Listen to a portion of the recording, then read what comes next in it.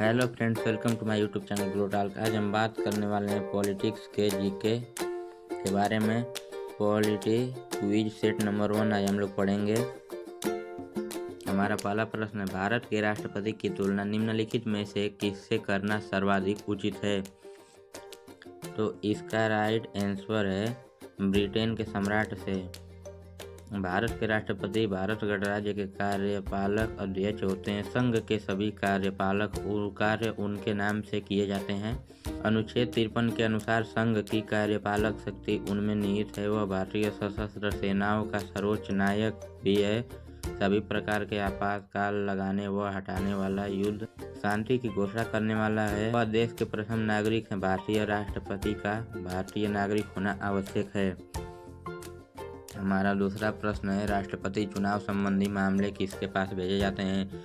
तो इसका सही उत्तर है उच्चतम न्यायालय। हमारा ऑप्शन नंबर सी।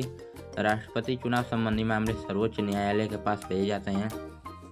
और हमारा थर्ड क्वेश्चन है, यदि राष्ट्रपति और उपराष्ट्रपति दोनों देश से बाहर हो जाते हैं, तो यानी कि बाहर होने का मतलब कि कहीं पे वो चले जाएं, तो उस स्थिति में उनके कार्यभार को कौन ग्रहण करेगा? तो हमारे पास 4 ऑप्शन है, राज्यपाल, प्रधान सेनापति, न्यायालय के मुख्य न्यायाधीश या प्रधानमंत्री।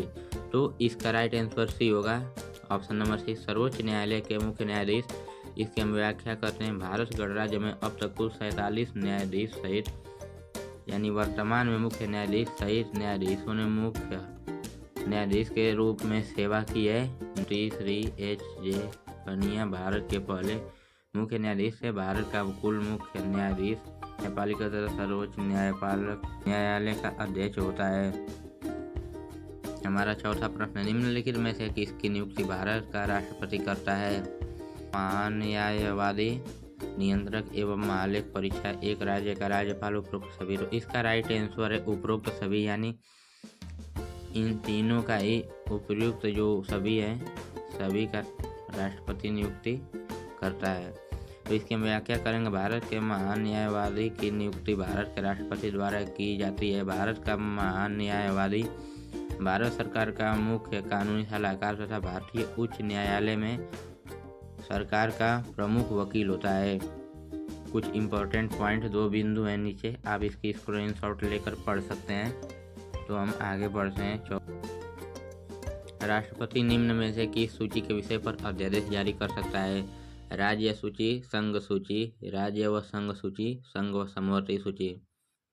तो इसका राइट आंसर होगा संघ व समवर्ती सूची, यानी राष्ट्रपति निम्न में से संघ व समवर्ती सूची पर अध्यादेश जारी कर सकता है।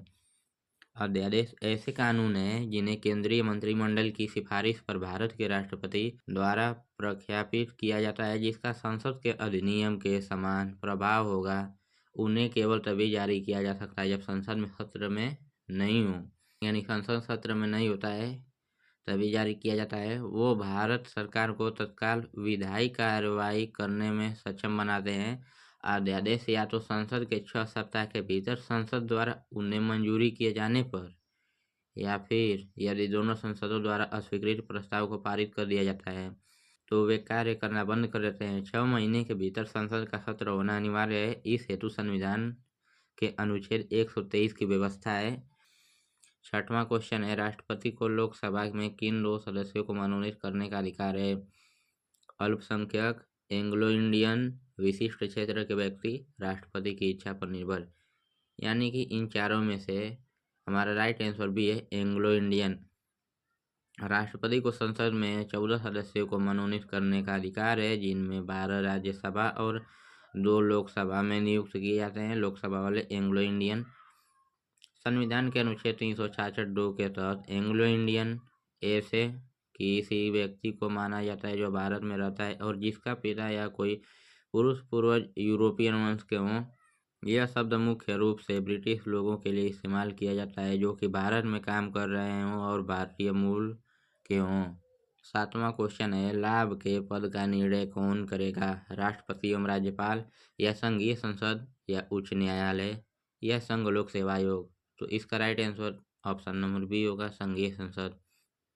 भारतीय संविधान के अनुच्छेद 102(1)(a) के तहत कोई व्यक्ति संसद या विधानसभा के किसी सदन का सदस्य चुने जाने के लिए अयोग्य होगा यदि वह भारत सरकार या किसी भी राज्य सरकार के अधीन किसी ऐसे पद पर है जहां वेतन भत्ते एवं बाकी फायदे मिलते हों। लाभ के पद का निर्णय संघीय संसद करती है। तो हमारा 8वां प्रश्न है, एक ही व्यक्ति को कितनी बार भारत का राष्ट्रपति बनाया जा सकता है। तो फ्रेंड, इसमें से कई लोगों को ये सवाल का जवाब मालूम भी होगा। चलिए हम खैर गेस कर लेते हैं, केवल एक बार या कई बार या 2 बार या 3 बार। तो इसका राइट आंसर मैं पहले आपको बता देता हूँ, कई बार। भारतीय संविधान में एक ही व्यक्ति को कितनी बार भारत का राष्ट्रपति बनाया जा सकता है, ऐसा कोई प्रावधान ही नहीं है। तो कितना बार एक व्यक्ति को राष्ट्रपति बनाया जा सकता है। हमारा 9वां प्रश्न है, मूल संविधान में यह उपबंध था कि उपराष्ट्रपति का निर्वाचन संयुक्त अधिवेशन में समेत संसद के दोनों सदनों द्वारा ही संविधान संशोधन अधिनियम द्वारा इस नियुक्त अधिवेशन की प्रक्रिया को समाप्त किया गया। राइट आंसर ए है 11वां संविधान संशोधन अधिनियम 1961।